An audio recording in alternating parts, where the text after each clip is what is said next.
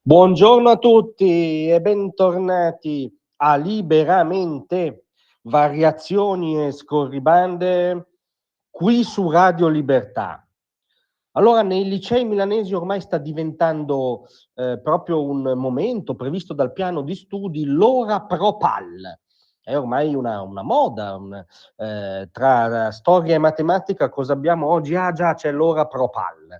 E sì, perché ha anche i suoi docenti di riferimento, no? Questa nuova materia con cui si indottrinano, si istruiscono i nostri giovani. Anzitutto c'è il consigliere regionale del Partito Democratico Paolo Romano, che nelle scorse settimane ha tenuto un evento al liceo Vittorio Veneto e che ora ha annunciato un nuovo evento all'Istituto di Istruzione Superiore Severi Correnti, dove incontrerà in aula magna gli alunni delle classi quarte e quinte per condividere la propria esperienza relativa alla partecipazione delle iniziative, la Global Sumud Flottiglia. Cioè, giusto per restaurare qualche elemento di realtà, la sua partecipazione a una spedizione che era nata tra le fanfare delle anime belle dichiarando un'intenzione umanitaria, della quale poi si è scoperto non gliene fregava assolutamente nulla, nel senso che, come ricorderete, Romano e i suoi colleghi di traversata hanno rinunciato a qualunque mediazione, compreso quella collaudatissima e affidabilissima del Patriarcato di Gerusalemme per consegnare gli eventuali aiuti umanitari nella striscia di Gaza, aiuti umanitari che peraltro si è poi scoperto erano presenti in minima parte sulle barche della flottiglia, e a un certo punto Romano e in compagnia hanno dichiarato palesemente che l'intenzione era politica, e cioè forzare il blocco, violare un blocco navale in un teatro di guerra, un blocco navale che peraltro in quelle acque era stato dichiarato legittimo dall'ONU, non esattamente un'associazione sionista, diciamo, visto il modo in cui tratta solitamente l'unica democrazia del Medio Oriente. Questo comunque è lo sfondo. Il fenomeno di cronaca, a modo suo molto significativo del clima che viviamo, è che ormai c'è l'ora pro pal itinerante nei licei milanesi. Al liceo Vittorio Veneto, dopo Romano, si era recato anche un altro reduce dell'impresa della Global Sumud Flottiglia, il presidente di Arci Milano Notarianni.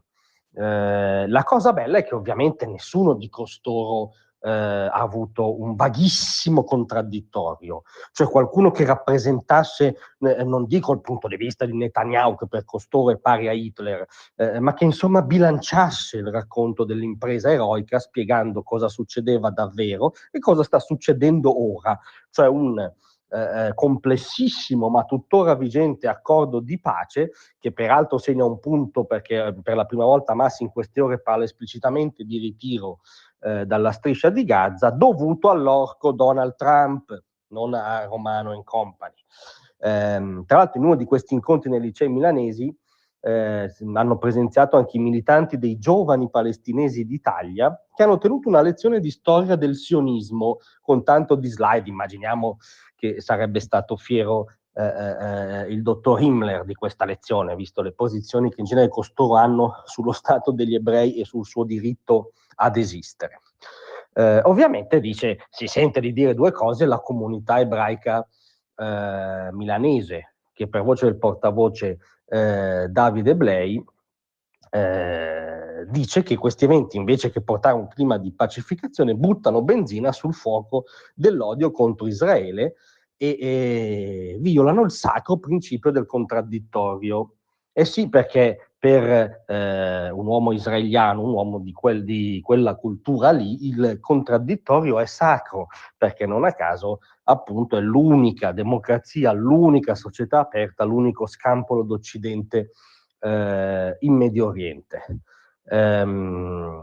Ricordiamo che le posizioni di Paolo Romano sono sempre molto sfumate e dialoganti. Basta farsi un giro sui suoi social, ci sono video in cui ovviamente ribadisce la tesi del genocidio e dice che Israele sta trucidando nel sangue bambine e bambini dandogli fuoco.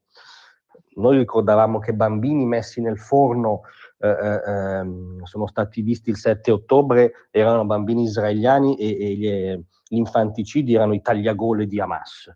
Ma insomma, probabilmente ricordiamo male noi.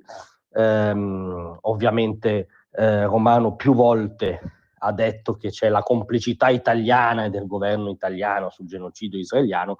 Insomma, un consigliere regionale del principale partito della sinistra ha ha letteralmente le posizioni del primo estremista pro-Pal che appunto ha animato le piazze e le proteste delle settimane scorse, perché le due agende ormai coincidono. Questo vabbè, ha a che fare con l'involuzione politico-culturale della sinistra, se lo tengano, però che diventi una prassi normale, l'ora pro-Pal nei licei, senza nessun contraddittorio, come se costoro rivelassero dei dogmi ai nostri studenti, e sono tutti dogmi e diciamo antisionisti, per usare un eufemismo, un po' troppo, cioè l'ora pro-Pal nei licei, anche no. Grazie a tutti, vi aspetto stasera alle 18. Tra un manifesto e lo specchio